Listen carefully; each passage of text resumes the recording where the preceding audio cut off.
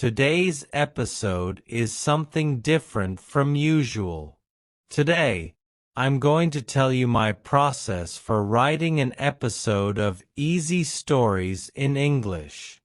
A process is the way something is done. I'm going to tell you my process for making the podcast and the best way to learn a language in general. Why? Well, I realize that I have thought a lot about the theory behind the podcast, but I have never shared it with you listeners. Hopefully, this episode will help you better understand how to study languages, and if you are a language teacher, how to teach better. Around the time I first started the podcast, I was reading a lot of research about second language acquisition. A second language is a language that you learn after your first language, your native language. So my first language, for example, is English, and French is my second language. Technically, you can have third, fourth, fifth languages and so on. But we often use second language to talk about all languages you learn after your first. Acquisition means acquiring, getting something. In this context, it means learning. So second language acquisition is the study of how we learn languages. You might be thinking, why do you use the word acquisition, then? Why not just say second language learning? Well, that's because we learn languages in a different way to other things. Usually, when we hear the word learning, we think of reading books, studying, and memorization. Memorize means to make yourself remember something. For example, when my parents were at school, they had to memorize poems so that they could say the poems without reading them off the page. But languages are not like that. You can't just memorize all the parts of a language. This is because the skill to acquire a language is innate. When something is innate, it means we have it from birth. We aren't born speaking a language, but everyone is born able to acquire one, so we know that language acquisition is an innate process. We listen to the language around us, people communicate with us, and so we acquire our first language. How we acquire our first language hasn't really changed much in human history, because it works. What doesn't work so well is language teaching. At least for most people. Think of your language classes at school. How many students spoke the language well after years of classes? How many students continued to learn after leaving school? Language teaching is mostly still the same as in Roman times. For thousands of years, we've understood that there is a list of grammar rules that you learn, then you fill in the gaps with vocabulary, and bam! You're speaking a language. Except that doesn't usually happen, does it? Now, some of you might have enjoyed this way of teaching. Some people have brains that understand grammar very well. I'm one of those annoying people myself. But you probably still studied English for years without feeling like you could actually speak it. In the 1970s, a linguist called Stephen Krashen had a hypothesis. A hypothesis is an idea in science that someone is trying to prove. For example, There is a famous story about Isaac Newton. Apparently, an apple fell on Isaac Newton's head, and that inspired him to create a hypothesis. His hypothesis was that things are pulled towards the earth, the ground. This hypothesis became the theory of gravity. Stephen Krashen's hypothesis was this: we learn languages by communicating and understanding messages. He called this the theory of comprehensible input. Comprehensible means easy to understand, and input is information that you put into something. For example, when you press a button on your computer, that is input. It tells the computer to do something. When I speak into the microphone, that is also input. The microphone uses sound as input and records it. Stephen Krashen believed that we acquire language by receiving input, reading and listening, that is comprehensible, easy to understand. In other words, we learn language when people speak to us in a way we can understand. When we read books, we can understand.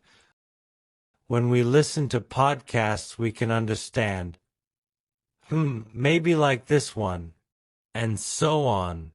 In one of his talks, Stephen Krashen gives an example of an experience that inspired his theory. He was working as director of English as a second language at a university in New York in the 1970s. Next door to his apartment lived a family who had recently moved from Japan. So, of course, he tried teaching English to one of the children, a 4-year-old girl called Hitomi. How did he do this? He encouraged Hitomi to practice speaking. First, he told her phrases to say, "Do you like that ball?" But she said nothing. Next, he gave her the words to say, "Ball. Say ball." She said nothing. So then he broke down the words into individual sounds, but a lulu, ball. Still, she said nothing. He tried making a deal with her, making an agreement with her, saying things like, "I won't give you the ball until you say the word ball." By now, you can probably guess that this didn't work. Then, 5 months later, Hitomi started to speak. By the end of the year, Hitomi could speak almost as well as the other kids her age in the neighborhood. So what happened? In those 5 months when Hitomi was silent, it seemed like she wasn't learning. But she was. She was listening. She was understanding things in context.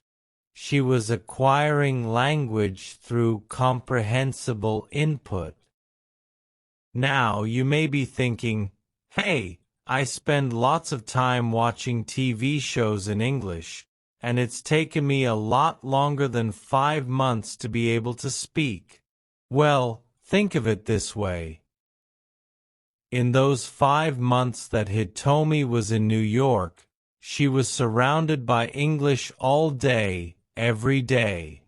And because she was a child, people would be trying to make things easy for her to understand. For those 5 months, that silent period, Hitomi wasn't speaking, but she was acquiring. And importantly, she was communicating. When people talked to her in English, she didn't just stand there and do nothing.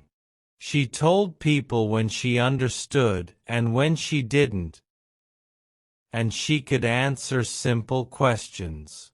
How? The same way we all do as children, by making facial expressions, like smiling or looking confused, and using body language. When she was ready, she spoke, and her speaking improved very quickly. Since Krashen published his theory in the 1970s, many other researchers have criticized him. Researchers are scientists who do research, who create and test new hypotheses in science. Researchers often criticize each other. They say that someone else's theory is wrong, that the answer is different. And many researchers in second language acquisition have criticized Krashen's idea of comprehensible input. However, almost all second language acquisition researchers basically agree with Krashen. Often, they call comprehensible input something different, or they consider it part of a wider idea, for example, implicit versus explicit learning. And there is a lot of research that supports Krashen's theory. In 2021, two researchers, Karen Lichtman and Bill Van Patten, said that comprehensible input is not a hypothesis, it is a fact. And I agree. While teaching, I've seen so many students who hate learning languages, who find it scary, who have spent years studying vocabulary lists but still feel uncomfortable speaking to a native speaker. On the other hand, when I taught them using comprehensible input, stories, games, conversations, and so on, they started to change.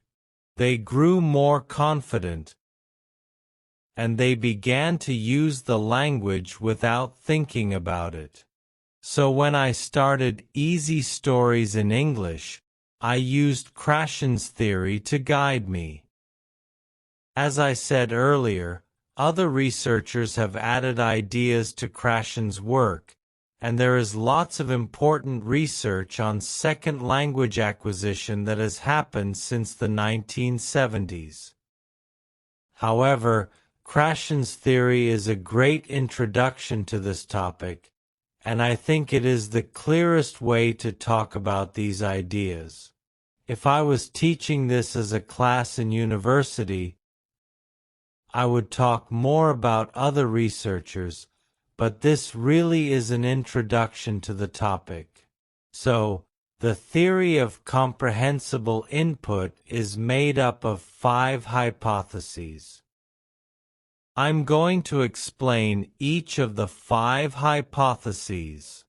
Then, I'll tell you how they helped me design easy stories in English. The first hypothesis is the input hypothesis. The input hypothesis states, state is just a formal way of saying, say.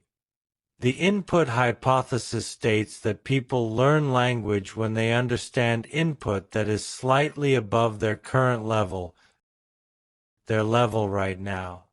You might remember in a previous episode one did, Why You Must Read, I talked about reading books where you understand 98% of the words on the page.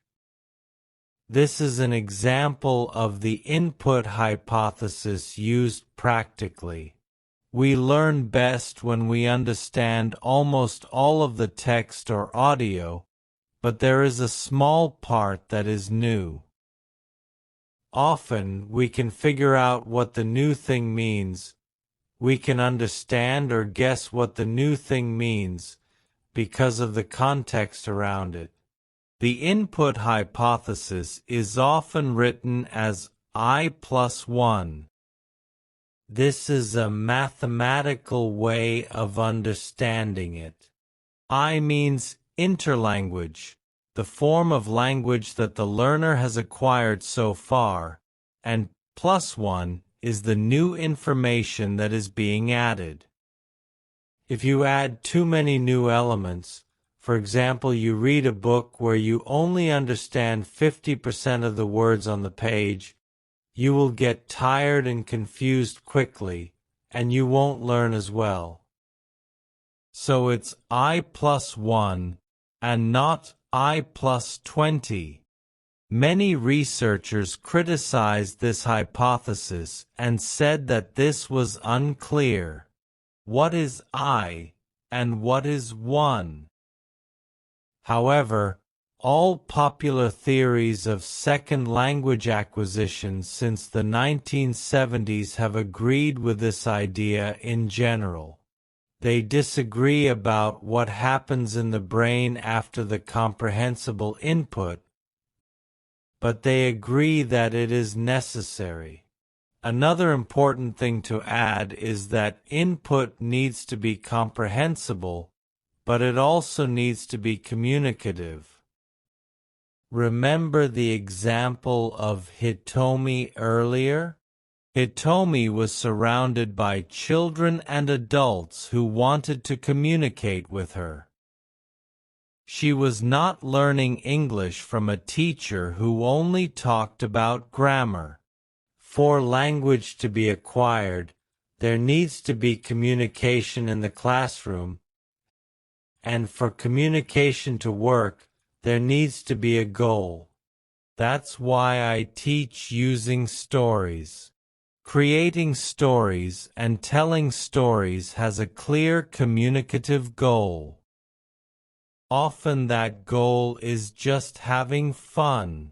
Examples of other communicative goals are learning more about the students in the class, discussing serious issues, or working on a project together.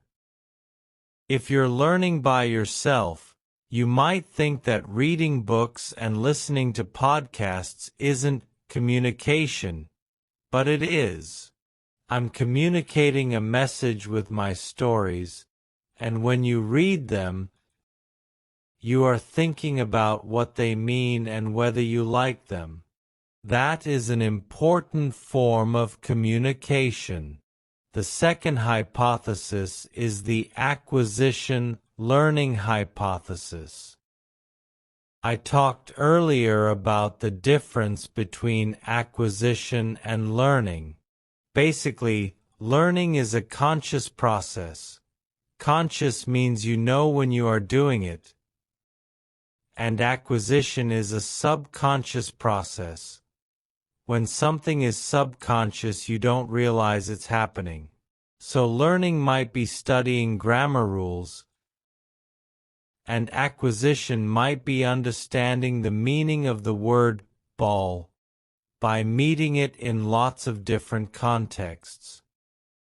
The acquisition learning hypothesis states that we only improve our language skills through acquisition.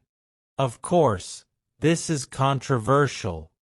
When something is controversial, many people argue about whether it is true or not. Why is it controversial to say that we only improve our language skills through acquisition? Well, it depends on what you think language is. Is language a list of grammar rules and vocabulary, like you see in textbooks? That is the traditional way of understanding language. And if you think language is just a list of rules, then it is better to teach the rules, even when you are using comprehensible input as well. But there is plenty of research that shows that language is a lot more abstract than this. When something is abstract, it means that it is not simple and clear. For example, abstract paintings can be very beautiful, but when you look at an abstract painting, it is usually very hard to tell what it is. Is that a person, a field, a cow, or just a bunch of colors? It's too abstract to understand. Researchers such as Bill Van Patten say that the language we have inside our brains is very abstract.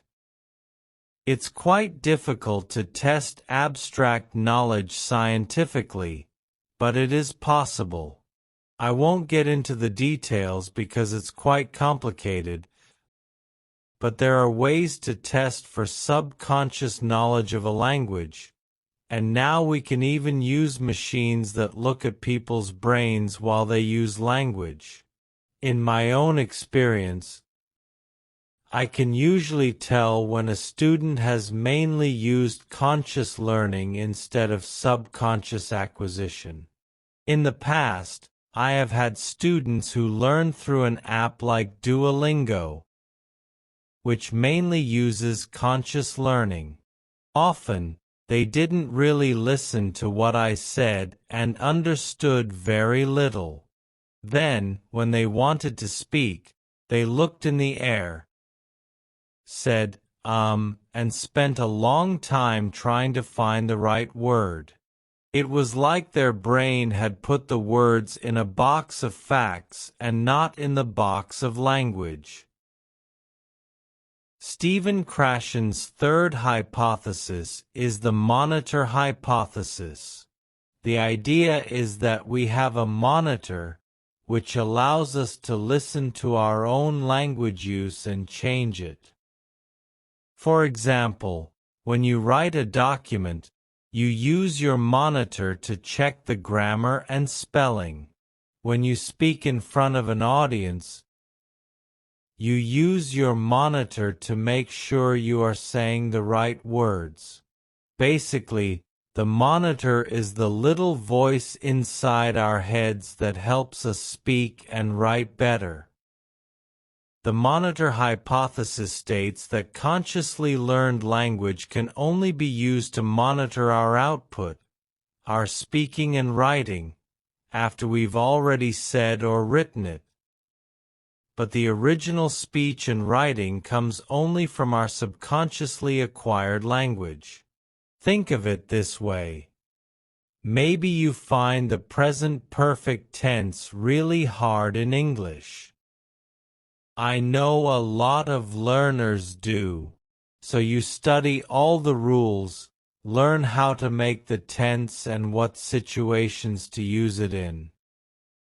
But often you say something and then only realize afterwards that you should have used the present perfect tense. Or you know when to use the tense but form it incorrectly. These are examples of using your monitor. Until you get enough input in English, until you read and listen enough in English, you won't be able to naturally use the present perfect tense because you have only learned it, not acquired it. This idea is hard for many people to understand. What it means is, if there's one area of grammar that you find really hard, you should not go and study the rules. Instead, you should keep reading and listening to things that are at the right level, the I+1 level for you, and then you will acquire it without realizing. When you learn a language in the classroom, there's a lot of focus on speaking and writing correctly, so you learn to have your monitor on all the time. For some students, this creates big problems. They find that they can never relax in a conversation. They're always worried about making mistakes, and so they have less energy to understand the person they're speaking to. So if you can, please switch off your monitor.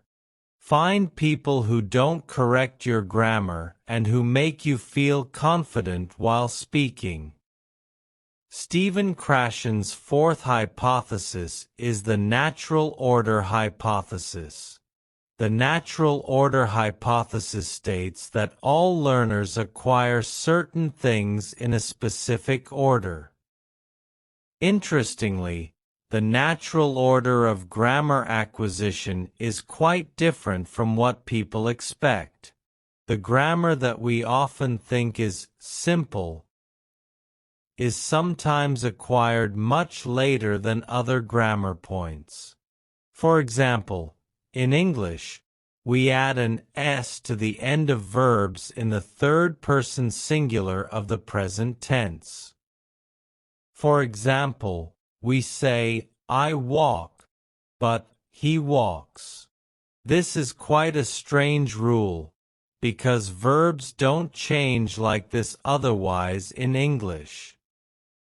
And research shows that in first language acquisition and second language acquisition, this grammar point is acquired very late on. However, most teachers of English think this is a simple rule, so they spend lots of time teaching it and correcting students' mistakes at an early level. This wastes time and makes students feel bad for not understanding something simple, when actually it's one of the last things native speakers acquire as well. If you think of language as a list of rules, then it makes sense to teach this way, but if you believe that language is abstract, then this doesn't make sense. Since Krashen's original theory, research has shown that this idea is true, and that actually there is a natural order for many parts of language.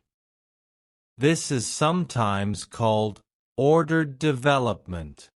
The order can change a bit depending on your native language, but it mostly stays the same. Finally, Stephen Krashen's fifth hypothesis is the affective filter hypothesis. Affective with an means related to feelings or emotions.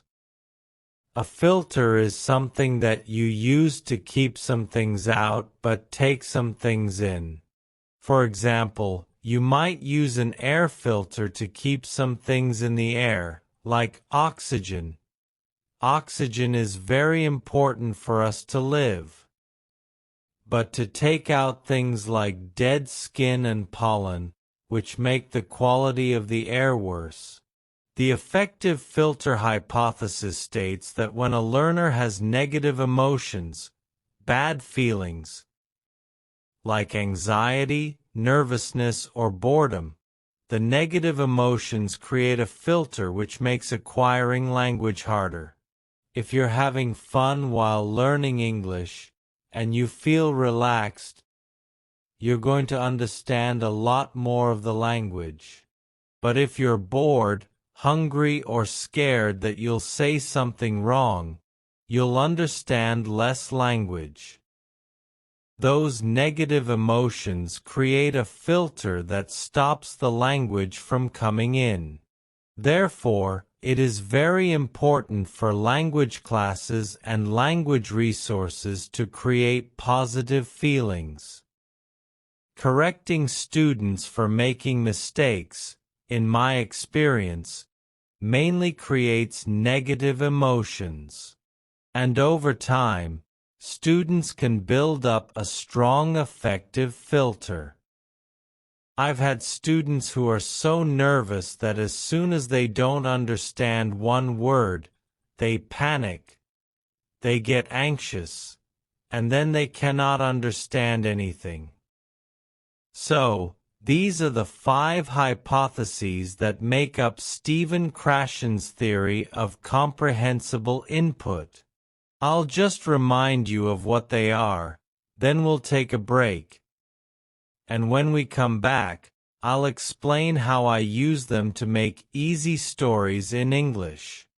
If you enjoyed this video, I hope it added something unique to your English learning journey. Please like, share and subscribe to learn English with me. to support my effort in creating fun and engaging stories. Your feedback is essential and helps me create even better content. Stay tuned for more exciting stories in the next video. Keep practicing and have a fantastic day.